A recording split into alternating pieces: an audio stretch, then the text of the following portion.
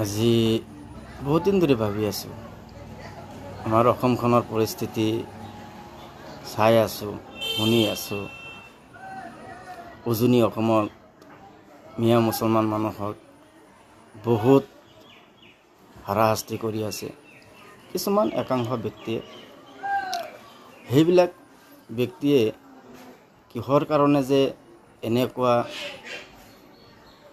উদ্ভণ্ডামি কৰি আছে তেখেতে জানে, মই নাজানো। যি কি নহওক, তাৰমানে হিন্দু, বঙালী, খ্ৰীষ্টান যিবিলাক জাতি মানুহ আছে অসমত, আমি আৰু বিবেকত এইটোৱে কয় যে যিবিলাক মিয়াই জাতি হওক, হিন্দু বঙালী হওক, মাৰোৱাৰী বেহাৰী হওক বা যিমান জাতি আছে, চব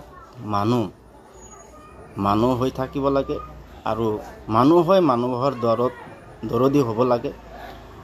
মই এইটো ভাবোঁ যে হিন্দু হওক, বঙালী হওক, মোৰ নিজৰ মানুহ, মোৰ ভাই ভণ্টি হিচাপে মই চাওঁ। কোনো ধৰ্মত আঘাত কৰিব নালাগে।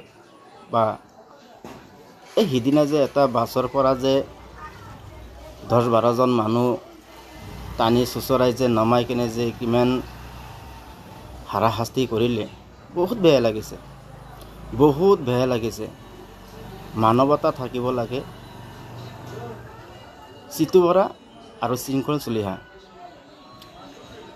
এনেকুৱা নহয় যে অসমখন তোমাৰ দেউতাকৰ, মোৰো দেউতাকৰ নহয়, তোমাৰো দেউতাকৰ নহয়।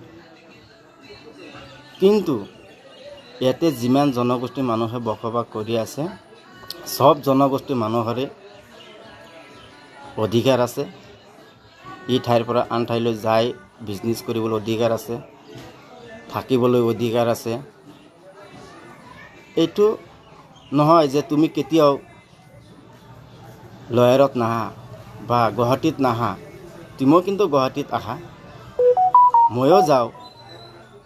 এইটোহে প্ৰচলনা। বিজনেছ কৰিবলৈ যাব, বা কোনোবাই কুৰমা ভাৰী খাবলৈ যাব, বা কোনোবাই থাকিবলৈ যাব, এইটোৱে পৰম্পৰা।